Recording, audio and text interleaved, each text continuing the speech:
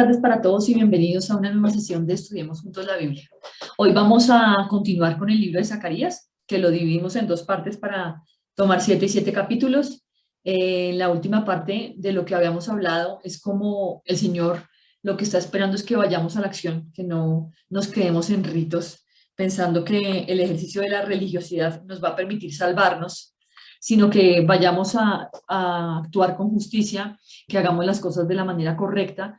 Y lo que pretende el Señor es darnos un mensaje de advertencia y un mensaje de esperanza, donde sepamos que Él, si nosotros hacemos las cosas bien, va a estar ahí dándonos soporte y nos va a librar de las cosas que no nos agradan. Entonces, seguimos ahora con el capítulo 8. Entonces, en el capítulo 8, versículos 3 y del 7 al 9, dice así: Así dice Jehová, yo he restaurado a Sión y moraré en medio de Jerusalén, y Jerusalén se llamará ciudad de la verdad, y el monte de Jehová de los ejércitos, monte de santidad. Así ha dicho Jehová de los ejércitos: He aquí, yo salvo a mi pueblo de la tierra del oriente y de la tierra donde se pone el sol, y los traeré y habitarán en medio de Jerusalén. Y me serán por pueblo, y yo seré a ellos por Dios en verdad y en justicia. Así ha dicho Jehová de los ejércitos: Esfuércense vuestras manos, los que oís en estos días estas palabras de la boca de los profetas, desde el día que se echó el cimiento a la casa de Jehová de los ejércitos para edificar el templo. Entonces, el Señor está mandando un mensaje clarísimo, y es que si Él ama a su pueblo, Él nos va a restaurar, Él va a morar en medio de nosotros. Recordemos que viene directamente Jesús, el Mesías, va a venir y va a morar en medio de nosotros, y Él va a restaurar esa Jerusalén. Pero no es esa Jerusalén, no es ese pueblo, no son esos judíos que han decidido no hacerle caso y cerrar los oídos. Es ese pueblo y son esas personas que han decidido escuchar al Señor, a abrir sus oídos, a escuchar lo que sale de su boca. Él dice ahí, los que oís en estos días estas palabras, los que estamos oyendo en este momento, esos son los que el Señor va a restaurar, es a nosotros. Y habla desde el día en que se echó el cimiento a la casa de Jehová de los ejércitos para edificar el templo. Entonces, él está hablando, Zacarías está hablando, le está hablando a Josué y le está hablando también a Zorobabel. A ver, recordemos que eran dos personajes principales, sacerdote y gobernador, que debían poner manos a la obra para reedificar ese templo físico, el templo de Jehová, el templo físico en Jerusalén. Entonces, el Señor está mandando un mensaje que va desde ese momento y para siempre, para toda la eternidad, diciendo que nos volvamos a Él y que edifiquemos ese templo. Y Él ya no habla de ese templo físico que estaban reconstruyendo, sino de ese templo que somos cada uno de nosotros y que tenemos que todos los días hacer que nuestra simiente sea la palabra de Dios y que sea lo que nos alimenta a diario y que construyamos nuestra vida en Él, con Él y para Él. Dice en los capítulos, en los versículos 12 y 16 y 17: Porque habrá simiente de paz, la vid dará su fruto y dará su producto la tierra, y los cielos darán su rocío, y haré que el remanente de este pueblo posea todo esto. Estas son las cosas que habéis de hacer. Hablad verdad cada cual con su prójimo. Juzgad según la verdad y lo conducente a la paz en vuestras puertas. Y ninguno de vosotros piense mal en su corazón contra su prójimo, ni améis el juramento falso, porque todas estas son cosas que aborrezco, dice Jehová. Entonces, aquí hay un llamado clarísimo a qué es lo que pide el Señor, qué es lo que quiere el Señor de nosotros, y lo han venido diciendo a lo largo de todos los libros de la palabra, lo han venido diciendo los profetas y lo han venido diciendo esos hombres de Dios que estaban ahí para alertarnos de lo que estaba pasando. Entonces, el Señor quiere que nosotros, que somos ese remanente, ese pueblo pequeño que queda, que es el que le cree, ¿cierto? El que sabe que va a venir el Mesías, el que cree en el Mesías, el que cree que con esa sangre del Mesías hicimos un pacto con él y que está dispuesto a hacer lo que él quiere, a obedecerle. Entonces, el Señor está diciendo que qué es lo que quiere nosotros. Primero, que hablemos con la verdad. Y eso suena tan fácil, pero es tan difícil de aplicar. Erradicar la mentira de nuestra vida puede ser un trabajo muy difícil porque mentimos en cosas muy pequeñas, ya que estamos acostumbrados desde que éramos chiquitos a que nos dijeran que La mentira no es un problema, que hay mentiras que son unas mentiras sencillas que no pasa nada, pero el Señor aborrece la mentira. Entonces, Él está pidiendo unas cosas aquí claras, y es, dejemos de hablar mentiras, hablemos con la verdad. Ese ejercicio tenemos que practicarlo a diario, y es erradiquemos la mentira de nuestros labios, erradiquemos la mentira de nuestra vida. Si nosotros eh, hoy nos llama un amigo, nos íbamos a ver con el amigo y llegamos tarde, entonces le decimos, no, es que el bus no pasaba, es que nos inventamos un montón de cosas y pensamos que eso está muy bien y aprendemos a convivir con la mentira. Y después sacar la mentira de nuestras vidas es muy difícil. El ejercicio que tenemos que nosotros practicar a diario es decir la verdad. Así a veces la verdad no sea tan chévere, así decir la verdad a veces nos traiga enemistades, o porque uno dice la verdad la persona se molesta, no importa. Nosotros tenemos que actuar como el Señor está pidiendo que lo hagamos. Lo segundo es juzgar según la verdad. ¿Y qué quiere decir juzgar según la verdad? Nosotros aquí no somos jueces. Nosotros aquí no podemos establecer quiénes son los buenos o quién hace el bien y quién hace el mal, porque nosotros no tenemos esa capacidad que tiene el Señor de verlo todo y saber exactamente lo que está bien y lo que está mal. Nosotros tenemos unas leyes morales que nos ha dejado el Señor y que tenemos en nuestro corazón, y sabemos que hay cosas que hacemos nosotros y que están mal. Por lo tanto, no tenemos que andar nosotros por ese camino que no es bueno. Nosotros tenemos que procurar que nuestras acciones y que nuestros actos estén conducidos a la verdad, estén conducidos a lo bueno, hacia la bondad. Pero yo no puedo juzgar los actos de los demás pensando que yo soy Dios. Simplemente yo no debería meterme a juzgar a nadie. Por eso el Señor dice que la venganza es de Él, porque Él sabe cuáles son de verdad las razones de cada corazón para hacer lo que hace. Entonces, juzgar según la verdad quiere decir actuemos conforme a esa verdad que conocemos del Señor. Hagamos lo justo, lo honesto, lo grato para el Señor. Y no es que andemos juzgando a los demás de acuerdo a la verdad propia, porque como lo hablábamos en la clase pasada, en la sesión pasada, el Señor no está pidiendo que nosotros juzguemos lo que hacen las demás personas, porque siempre vamos a juzgar a los demás como que están haciendo lo malo, pero cuando yo miro lo que estoy haciendo yo, seguramente no voy a ver que es tan malo, porque cuando las cosas a mí me afectan, directamente se convierten en terribles, pero cuando yo afecto a los demás no me doy cuenta el daño que le estoy causando a esas personas. Entonces, lo que quiere el Señor es que no enjuiciemos a nadie y que nuestros actos demuestren que actuamos con verdad. Y lo conducente a la paz en vuestras puertas, que yo no esté buscando todo el tiempo pelea, que yo le esté buscando todo el tiempo tener la razón, que no pretenda que cuando me dicen algo que no me agrada, entonces yo me moleste y simplemente corte relaciones, o simplemente diga que es que yo era el que tenía la razón y acabe con la honra de la otra persona, porque eso no es lo que el Señor quiere. Dice, ninguno de vosotros piense mal en su corazón contra su prójimo. También es muy fácil leerlo, pero es difícil hacerlo. En este momento que en Colombia estamos en campaña política, la gente ha decidido creerse que son los candidatos y hablar mal del uno y hablar mal del otro. Yo pienso que si nosotros somos cristianos, nuestro deber es lo que tengamos a la mano, analizarlo para tomar una decisión de voto, que es importante que votemos porque van a ser, esa persona que va a quedar en el poder va a ser el que nos va a mandar durante un periodo de tiempo, el que va a decidir qué va a pasar con el país. Entonces es importante que nosotros tomemos una decisión, pero es bueno que dejemos de estar divulgando cosas que no sabemos si son reales. Yo no sé si el uno es un matón, yo no sé si el otro si acabó con gente, si ha hecho las cosas mal, yo no lo sé.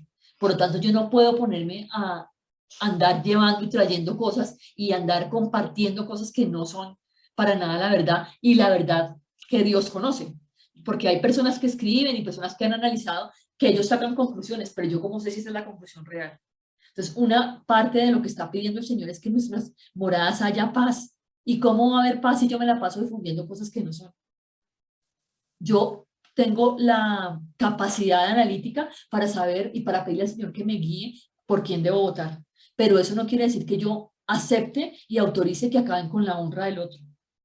El mensaje aquí es un mensaje de hablemos de verdad con la verdad de lo que conocemos. Y si no conocemos, mejor quedémonos callados. Si no tenemos nada bueno que decir de alguien, pues no digamos nada. Y evitémonos estar creyéndonos los jueces y creyendo que tenemos una verdad que no tenemos, porque la única verdad es la que tiene el Señor. Entonces no pensemos mal contra nuestro prójimo, ni améis el juramento falso, porque todas estas cosas son cosas que aborrezco. Entonces aquí el Señor vuelve y nos deja claro qué es lo que no le agrada, qué es lo que no le gusta y cómo debemos actuar, cómo debe ser ese pueblo nuevo que Él está tocando, que Él está restaurando para que sea conforme con su corazón. Entonces que nosotros de verdad practiquemos eh, todos estos mandatos que nos está dando el Señor, los practiquemos a diario en nuestra vida y que dejemos de verdad de estar poniendo en los demás palabras de odio o llenando las redes con comentarios personales de cosas que a los demás les pueden desagradar y que pueden no ser verdad y estaríamos difundiendo mentiras. En el capítulo 8, versículos 21 y 23 dice así: y vendrán los habitantes de una ciudad a otra y dirán, vamos a implorar el favor de Jehová y a buscar a Jehová de los ejércitos. Yo también iré, y vendrán muchos pueblos y fuertes naciones a buscar a Jehová de los ejércitos en Jerusalén y a implorar el favor de Jehová. Así ha dicho Jehová de los ejércitos. En aquellos días acontecerá que 10 hombres de las naciones de toda lengua tomarán del manto a un judío diciendo, iremos con vosotros porque hemos oído que Dios está con vosotros. Aquí, ¿qué está diciendo el Señor? Todas esas naciones gentiles, todas esas naciones que le han hecho daño a Israel, también van a saber que Dios existe.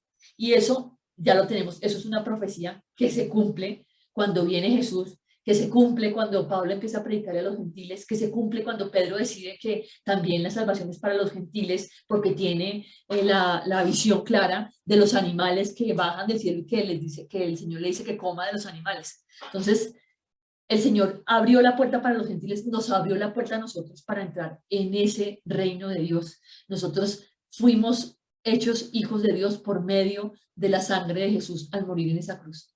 Entonces, esto, lo que está diciendo acá, es una profecía de lo que iba a pasar con nosotros los gentiles, que no somos nacidos en Israel, que no somos judíos, pero eso, vamos a tener esos beneficios que les son dados a los judíos.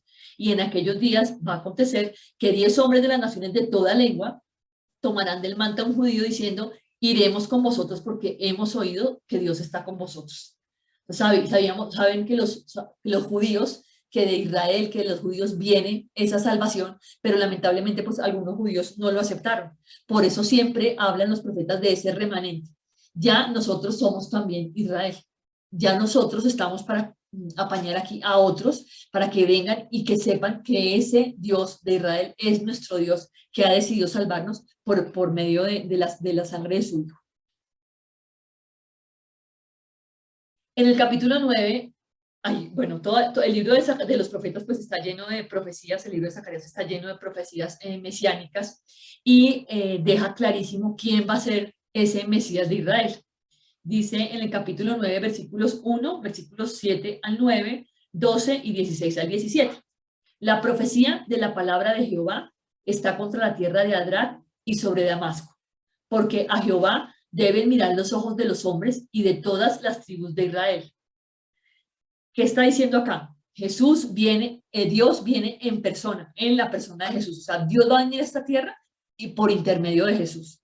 Dice, quitaré la sangre de su boca y sus abominaciones de entre sus dientes, y quedará también un remanente para nuestro Dios, y serán como capitanes en Judá, y Ecrón será como el Jebuseo.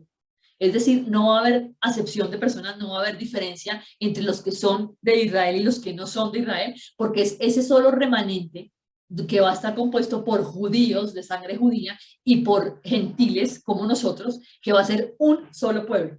Y todos vamos a ser ese remanente de Dios. Entonces acamparé alrededor de mi casa como un guarda, para que ninguno vaya y venga, y no pasará más sobre ellos el opresor, porque ahora miraré con mis ojos. Alégrate mucho, hija de Sión, da voces de júbilo, hija de Jerusalén. He aquí tu rey vendrá a ti, justo y salvador, humilde y cabalgando sobre un asno, sobre un pollino de asna. Volveos a la fortaleza, oh prisioneros de esperanza. Hoy también os anuncio que os restauraré el doble, y los salvará en aquel día Jehová, su Dios, como rebaño de su pueblo, porque como piedras de diadema serán enaltecidos en su tierra. porque cuánta es su bondad y cuánta su hermosura. El trigo alegrará a los jóvenes y el vino a las doncellas. Aquí está dejando claramente anotado que Jesús vendría como nuestro Salvador cabalgando sobre un asno. Humilde. Señor Jesús no era un personaje arrogante que vino aquí a acabar con Roma, como lo pretendían los judíos de su época, que pensaban que el Mesías iba a venir a acabar con Roma y que los judíos iban a ser los que iban a dominar en la tierra. No, Jesús vino aquí y mostró su humildad sentándose sobre un pollino de asna, sobre un burrito, sobre un borrico, y entrando a Jerusalén como el Salvador. Un Salvador que estaba dispuesto a dar la vida por nosotros. Un Salvador que en esa época que había tanto problema, por ejemplo, con hablar con una mujer samaritana, hablar con las mujeres, o sea, todo eso que había en esa época, él rompió todos los esquemas, rompió todos los paradigmas de la época para mostrarnos que él era ese Mesías. Y los judíos, pues, que eran de sangre, que venían de su sangre, que eran su pueblo escogido, no le creyeron. Y aquí en Zacarías lo está diciendo, iba a entrar a Jerusalén montado en un pollino. Uno nunca se imaginaría a un rey montado en un burro. Uno se imagina al rey montado en un caballo espectacular, con un carruaje, con un montón de ejército al lado y lado, ¿no? Así no llegó Jesús. Jesús llegó como tenía que llegar, el verdadero Mesías. Un Mesías siervo, como lo dijo Isaías, como lo profetizó Isaías. Jesús no venía aquí a acabar por medio de la guerra ni a imponerse por la fuerza. Él vino a mostrarnos su amor y a que nosotros tomáramos la decisión. El Señor no obliga absolutamente a nadie a tomar una decisión con respecto a si creer o no creer, porque Él, ante todo, fue siervo y se hizo siervo por amor a nosotros. Entonces, por eso, cuánta es su bondad y cuánta es su hermosura. O sea, es aterrador que Dios mismo haya decidido venir a esta tierra o sea, a padecer todo lo que nosotros padecemos, a entender completamente lo que era la vida en esta tierra, porque Él ya lo entiende, pero Él quería que nosotros supiéramos que Él lo sabía, y a morir de la manera como murió, que era la peor muerte en esa época. Entonces, Zacarías deja clarísimo quién es ese Mesías. Ese Mesías no es el Mesías que viene a acabar con la gente a espada, sino que viene con su amor a doblegar corazones, a mostrarnos su necesidad de que nosotros le amemos y su necesidad de que lo reconozcamos de verdad como quien es, no como el rey poderoso que viene que pone la planta del pie y mejor dicho nadie puede volver a pasar por ahí, sino como ese rey que quiere que sigamos sus huellas, que hagamos lo correcto, que quitemos la verdad, que no seamos orgullosos, que nos olvidemos de estar juzgando y enjuiciando a los demás. Lo que hizo Jesús lo tenía que hacer solamente Dios, que era venir aquí de verdad a conmovernos, porque si no nos conmueve que haya venido Dios a morir por nosotros, no nos conmueve nada. Y a que tomemos una decisión. La decisión es nuestra. Tenemos la posibilidad de tener vida eterna o tenemos la posibilidad de tener condenación eterna. Es una decisión que tenemos que tomar. Y el Señor no nos obliga, aunque podría, no nos obliga, porque Él sabe que cada uno hace lo que tiene en su corazón. Y Él nos conoce desde antes de la fundación del mundo. A cada uno de nosotros ya nos conocía. Sabe quiénes se van a salvar y quiénes no. Sabe quiénes creen y quiénes no. No endurezcamos nuestros corazones y aceptemos ese sacrificio de Jesús.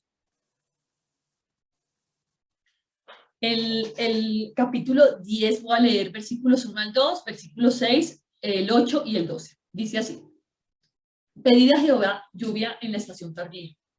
Jehová hará relámpagos y os dará lluvia abundante y hierba verde en el campo a cada uno. Porque los terafines han dado vanos oráculos y los adivinos han visto mentira. Han hablado sueños vanos y vano es su consuelo. Por lo cual el pueblo vaga como ovejas y sufre porque no tiene pastor. Porque yo fortaleceré la casa de Judá y guardaré la casa de José y los haré volver. Porque de ellos tendré piedad y será como si no los hubieran desechado, como si no los hubiera desechado. Porque yo soy Jehová su Dios y los oiré. Yo los llamaré con un silbido y los reuniré porque los he redimido y serán multiplicados tanto como fueron antes. Y yo los fortaleceré en Jehová y caminarán en su nombre, dice Jehová. Entonces, aquí el Señor está hablando de esas bendiciones que Él le envía a su pueblo, que haya lluvia en la estación tardía, que hace relámpagos y nos da lluvia abundante, que genera hierba verde en el campo, ¿sí? Que hace que las cosas, que todas las cosas que han dicho que no eran, que todas las interpretaciones erradas que le han dado a la palabra de Dios, todo eso que se han inventado, de donde han sacado miles de religiones que han decidido poner a los hombres como su Dios. Eso, se va a un lado, eso lo saca él de ahí y él empieza a fortalecer a ese pueblo, a sus hijos, y guardará a sus hijos. O sea, él nos da esa bendición que necesitamos. Él hace que nuestra restauración sea perfecta sobre ese remanente que somos nosotros.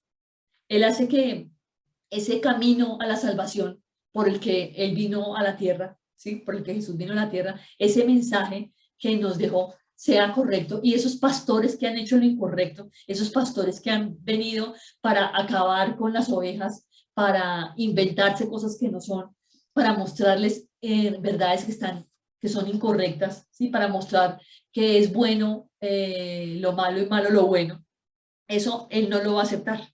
Entonces, el capítulo 10 nos muestra cuáles son esos oráculos prácticos y las descripciones puntuales de ese futuro, que es un futuro que depende de esa decisión que nosotros tomamos. O sea, el capítulo 10 nos deja ver que hay un llamamiento de Dios para que nosotros lo busquemos y recibamos bendición. Y que hay un anuncio de restauración para su pueblo, que somos nosotros. Nuestro pueblo, el pueblo de Dios, va a ser restaurado si nosotros lo queremos. Si de verdad lo buscamos, Él nos va a bendecir. Dice en el capítulo 11, versículo 3, voz de aullido de pastores, porque su magnificencia es asolada, estruendo de rugidos de cachorros de leones, porque la gloria del Jordán es destruida. Por tanto, no tendré ya más piedad de los moradores de la tierra, dice Jehová, porque he aquí, yo entregaré los hombres, cada cual en mano de su compañero y en mano de su rey, y asolarán la tierra, y yo no los libraré de sus manos. Apacenté, pues, las ovejas de la matanza, esto es, a los pobres del rebaño, y tomé para mí 2 callados. Al uno puse nombre de gracia, y al otro ataduras, y apacenté las ovejas. Y me dijo Jehová, échalo al tesoro, hermoso precio con que me han apreciado. Y tomé las 30 piezas de plata y las eché en la casa de Jehová al tesoro. Ay del pastor inútil que abandona el ganado. Y era la espada su brazo, y su ojo derecho del todo se secará su brazo, y su ojo derecho será enteramente oscurecido. Aquí Zacarías vuelve a hacer una nueva profecía, y está profetizando cómo a Jesús lo iban a estimar por 30 monedas de plata. Acordémonos que lo que Judas Iscariote ganó por haber entregado al Señor, lo que le entregó esos sacerdotes judíos, lo que le entregó el clero judío, fueron 30 piezas de plata. O sea, Dios fue estimado en esta tierra por 30 piezas de plata. Y aquí lo está diciendo Zacarías. Tome las 30 piezas de plata. Acordémonos también que cuando Judas se dio cuenta de lo que había hecho, fue a devolver las monedas, y lo que hicieron fue comprar con eso un campo, porque ellos no sabían que esa era una plata que no estaba bien, que no había sido bien utilizada, y no podían ir a volverla a echar en las ofrendas. Entonces, aquí está dejando Zacarías clarísimo que el Señor da las oportunidades, que el Señor quiere que su pueblo se vuelva hacia Él, que el Señor quiere que su pueblo haga lo correcto, que Jesús es un pastor bueno que conoce a sus ovejas, pero que si nosotros seguimos actuando de la manera incorrecta y seguimos haciendo lo que no es, vamos a recibir nuestro merecido. Y ya no vamos a estar bajo la gracia, sino bajo la atadura. Ya no vamos a estar bajo la gracia, sino bajo la ley. No vamos a tener a Jesús de intermediario, sino que vamos a tener esa justicia y esa venganza divina que hemos merecido por hacer lo incorrecto. Entonces, era claro para los judíos, era claro para el pueblo de Israel que estaban haciendo lo incorrecto, y que ese pastor inútil que ellos habían decidido seguir, los pastores que hablan y que dicen las cosas que no deben decir, que se inventan y que se ponen a ellos mismos como dioses, cosas que vemos ahora con tantas religiones que pasan en la vida de verdad, que pasan actualmente y que pasaron en el pasado, esas personas van a recibir su merecido. El que no acepta esa gracia, por gracia, ese regalo, la gracia que es el regalo espectacular y divino que nos dio Jesús con su muerte, de aceptar al Señor y de ser llamados hijos de Dios. Si no aceptamos eso, vamos a recibir nuestro merecido. Y sigue profetizando Zacarías. Dice en el capítulo 12, versículos 2 al 3, el 8 y el 10. He aquí, yo pongo a Jerusalén por copa, que hará temblar a todos los pueblos de alrededor contra Judá, en el sitio contra Jerusalén. Y aquel día yo pondré a Jerusalén por piedra pesada a todos los pueblos. Todos los que se cargaren serán despedazados, bien que todas las naciones de la tierra se juntarán contra ella. En aquel día Jehová defenderá al morador de Jerusalén. El que entre ellos fuera débil, en aquel tiempo será como David, y la casa de David como Dios, como el ángel de Jehová delante de ellos. Y derramaré sobre la casa de David y sobre los moradores de Jerusalén espíritu de gracia y de oración. Y mirarán a mí, a quien traspasaron, y llorarán como se llora por hijo unigénito, afligiéndose por él como quien se aflige por el primogénito. El Señor está mostrando ese sacrificio que iba a hacer Jesús en esa cruz, cómo se iban a venir contra él, cómo iban a actuar de la manera incorrecta y a crucificarlo, y cómo Jerusalén fue también sitiada, y que fue lo que pasó en el año 70 cuando destruyen el templo, nuevamente acaban con ese templo. Entonces el Señor está mostrando acá, profetizando a través de Zacarías lo que venía para el pueblo de Jerusalén, y cómo esa casa de David, como ese pueblo de Dios es un pueblo que va a estar resguardado, porque está bajo las alas de Dios. El Señor protege a su pueblo. Y cuando todo el mundo se dé cuenta quién era Jesús, porque muchos no lo conocen ahora y muchos han decidido cerrar su corazón, pero un día todos van a saber que ese Jesús que vino a esta tierra y que murió por nosotros es el Hijo de Dios, que eso es una cosa que ya sabemos nosotros, por la que tenemos que dar gracia, y por eso el Señor nos ha dado ese espíritu de gracia y de oración. Y cuando los demás se den cuenta, van a llorar por él. ¿Por qué? Obviamente han hecho lo incorrecto, han hecho lo que no era justo con Jesús, que venía a salvarnos y a hacer por nosotros una obra maravillosa. Dice en el capítulo 13, en aquel tiempo habrá un manantial abierto para la casa de David y para los habitantes de Jerusalén, para la purificación del pecado y de la inmundicia.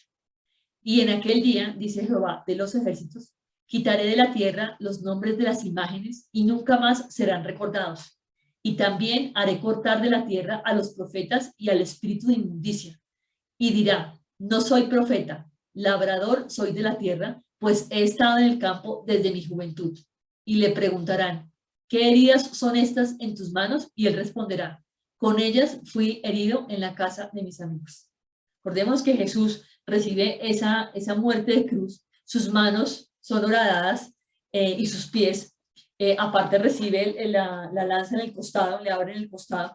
El Señor, con esa sangre que derramó en esa cruz, nos limpió, quitó la inmundicia y nos purificó, quitó el pecado de cada uno de nosotros.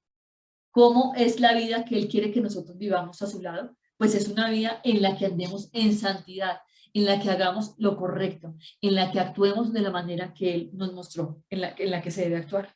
Él selló con su sangre ese pacto de gracia y Él quiere que nosotros hagamos lo mismo, que nosotros seamos sellados y que traigamos a los demás hacia Él, que mostremos con nuestra vida quién es Dios y qué hace Dios, cómo nos cambia, cómo nos transforma y cómo nos muestra Él ese nuevo futuro que tiene para nosotros.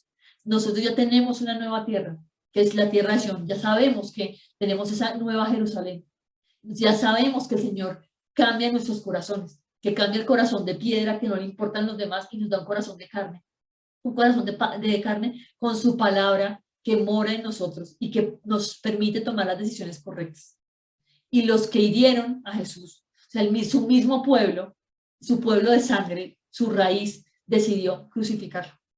Esos líderes espirituales de Israel, esos pastores que no hacían lo correcto con las ovejas, decidieron crucificar a Jesús. Y cuando Jesús vino a esta tierra, ya creían en él las mujeres, los samaritanos, toda la gente que había visto lo que hacía, tenía el corazón para entender lo que estaba pasando. Pero muchos judíos cerraron los oídos, cerraron los ojos, se pusieron una venda y decidieron que no tenían que ver, que no era, que ese no era el Mesías que ellos querían, que ellos creían, que ese Mesías no era el que ellos pretendían conocer. Y por eso fue que pasó eso. Entonces, el Señor aquí deja ver otra profecía clarísima de cómo iba a ser muerto ese Mesías.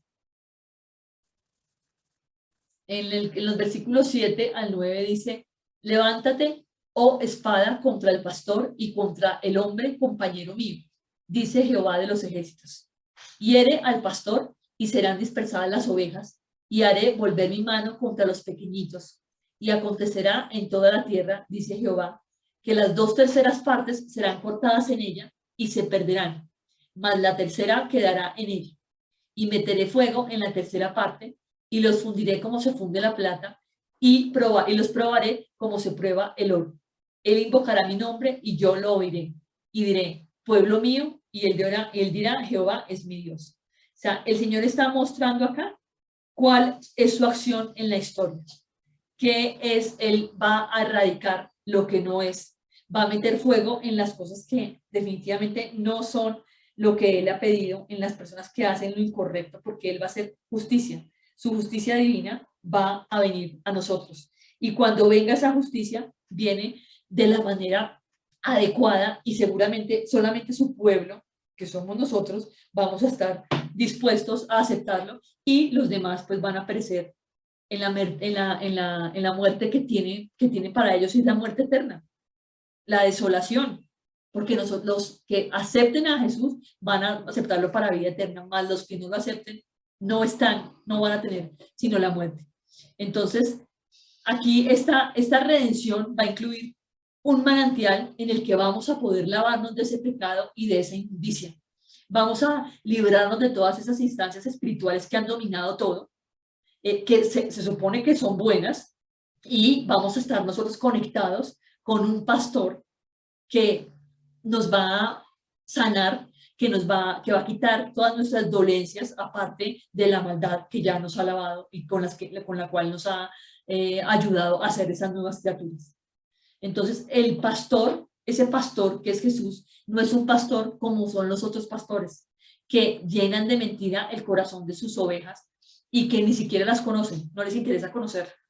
Entonces, la historia no va a concluir, no concluye la historia en que hay guerras y que los hombres mueren, la historia concluye con esa muerte de Jesús que nos limpia y que nos lava, y con ese nuevo nacimiento de nosotros y con esa vida eterna que el Señor quiere para cada uno.